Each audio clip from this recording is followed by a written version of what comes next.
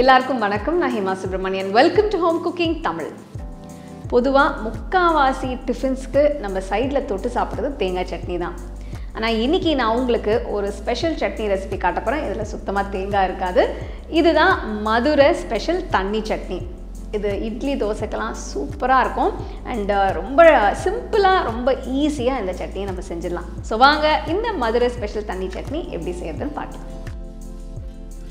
இந்த சட்னிக்கு ஃபஸ்ட்டு ஒரு பேனில் ஒரு 2 டீஸ்பூன் எண்ணெயை ஊற்றிக்கோங்க.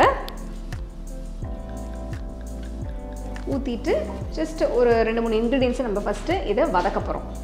2 மீடியம் சைஸ் வெங்காயம் இந்த மாதிரி ரஃப்பாக கட் பண்ணி இதை போட்டுக்கலாம். ஒரு 5 பல்லு பூண்டு எடுத்திருக்கேன். இது நல்லா பெரிய பல்லு, அதனால் 5 எடுத்திருக்கேன். சின்ன பல்லுனா நீங்கள் கொஞ்சம் எக்ஸ்ட்ரா பூண்டு எடுத்துக்கலாம். அடுத்து இதில் 10 பச்சை மிளகா இந்த மாதிரி லைட்டாக கீரி எடுத்துக்கோங்க. அதுவும் இதில் சேர்க்குறேன். இதெல்லாமே லைட்டாக வதக்கிக்கலாம்.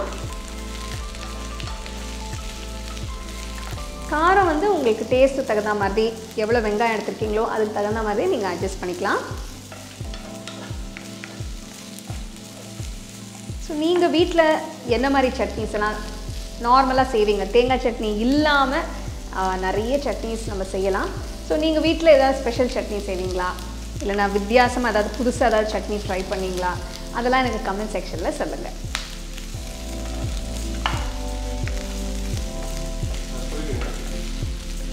ஸோ இப்போ வெங்காயம் பார்த்தீங்கன்னா ஒரு அளவுக்கு நல்லா வதங்கியிருக்கு. இந்த டைமில் ஸ்டவ் ஆஃப் பண்ணிவிட்டு இது நம்ம மாற்றி வச்சிடலாம்.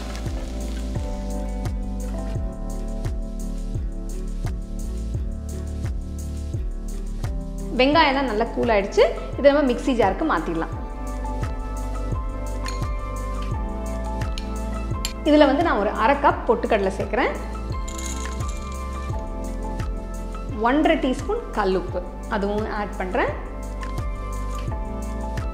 ஃபஸ்ட்டு நான் இப்போ தண்ணி இல்லாமல் அரைக்க போகிறேன்.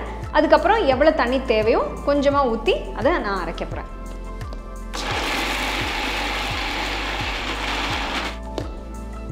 பாருங்கள், தண்ணி இல்லாமல் எவ்வளோ சூப்பராக அரைஞ்சிருக்கு பாருங்கள். ஏன்னா வெங்காயம் நல்லா வதங்கி இருக்குது, அதனால் நல்லா தண்ணி இல்லாமலே சூப்பராக அரைஞ்சிருக்கு. நான் இன்னும் கொஞ்சம் தண்ணி ஆட் பண்ணி நல்லா ஃபைனாக அரைச்சிக்கலாம்.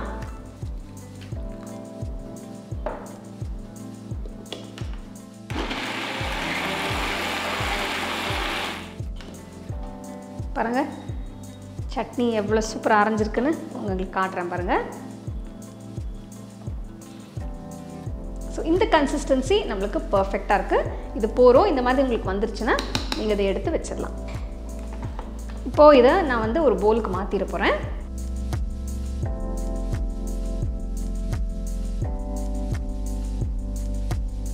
சட்னி அரைச்சாச்சு. இப்போ நம்ம அதை தாளிச்சிடலாம். அதே பேனில் இன்னொரு 2-3 டீஸ்பூன் எண்ணெயை ஊற்றிக்கோங்க.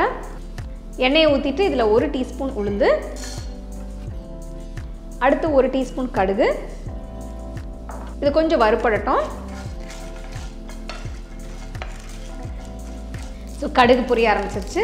இப்போ நான் இதில் காஞ்ச மிளகா 2 உடச்சி சேர்க்குறேன்.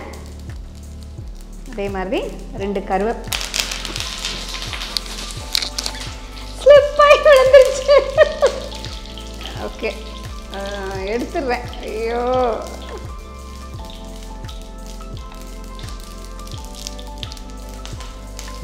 கருவேப்பிலை கொஞ்சம். அடுத்து 1 டேபிள் ஸ்பூன் சின்ன வெங்காயம் நல்ல பொடியாக நறுக்குனது அதையும் சேர்க்குறேன். கொஞ்சம் இதை லைட்டாக வதக்கிக்கலாம்.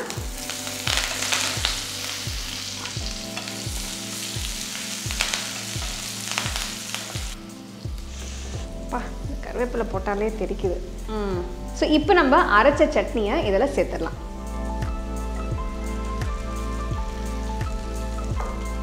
ஸ்டோவை லோ ஃப்ளேம்லேயே வைங்க. ஜஸ்ட்டு ஒரு வாட்டி இப்படி கிண்டிட்டு ஸ்டவ் ஆஃப் பண்ணிவிட்டு இப்போ நம்ம தண்ணியை சேர்க்க ஆரம்பிச்சிடலாம். ஸோ உங்களுக்கு எவ்வளோ தண்ணியாக வேணுமோ அந்த அளவுக்கு நம்ம தண்ணி சேர்க்கலாம். ஸோ நம்மளுக்கு இன்னும் திக்காக தான் இருக்குது. ஸோ இன்னும் கொஞ்சம் எக்ஸ்ட்ரா தண்ணி ஊற்ற போகிறேன்.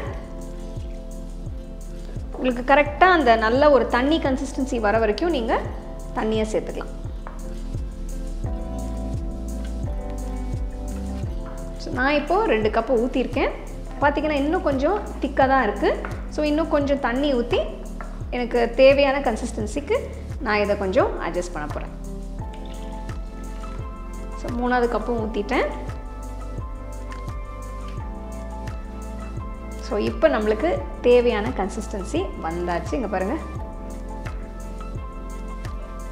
அதுக்காக ரொம்ப தண்ணி ஆக்கிடாதீங்க, ஓரளவுக்கு சட்னி மாதிரி இருந்தால் நல்லாயிருக்கும். ஸோ இது நல்ல ஒரு கன்சிஸ்டன்சி, ஊற்றி சாப்பிட்றதுக்கு நல்லாயிருக்கும். பாருங்கள், இப்படி ஊற்றி காட்டுறேன், நல்லா டைல்யூட் ஆகிருக்கு பாருங்கள். தண்ணி சட்னி ரெடி ஆகிடுச்சு. இப்போ நான் இட்லி ஊற்ற போகிறேன். அது ஊற்றி நம்ம சூடாக இட்லியோட இந்த தண்ணி சட்னியை வச்சு சாப்பிட்லாம்.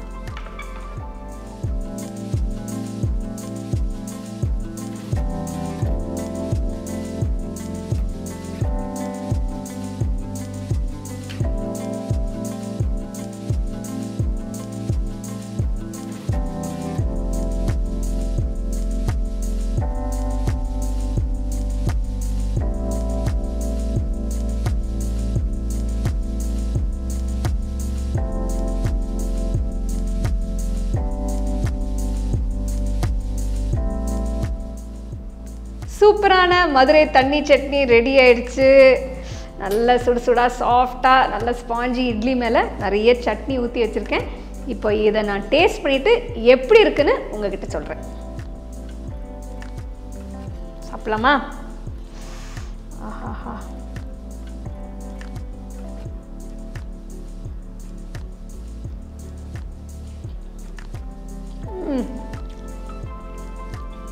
அருமை அருமை அருமை.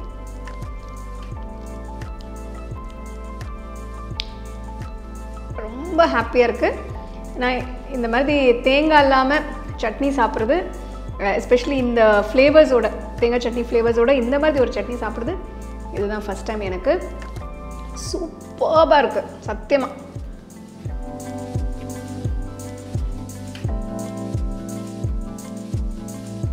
தண்ணி சட்னி நல்ல காரசாரமாக சூப்பராக இருக்குது. சப்போஸ் உங்களுக்கு மிளகாவில் வேண்டான்னா நீங்கள் கொஞ்சம் கம்மி பண்ணிக்கலாம். எனக்கு இந்த மாதிரி காரமாக பிடிக்கும், அதனால் நான் கொஞ்சம் எக்ஸ்ட்ரா போட்டுட்டேன்.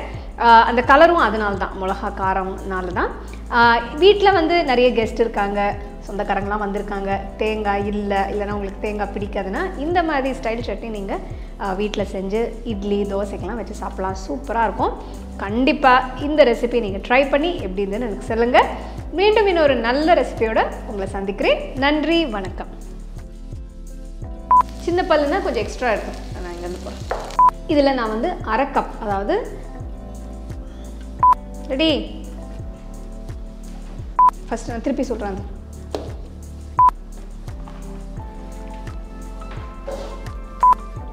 செம காரமாக இருக்கா?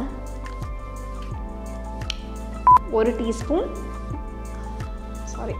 ஸோ நம்மளோட தண்ணி சட்னி ரெடி. அடுத்தது வந்து சொல்லட்டா இட்லி ரெடின்னு.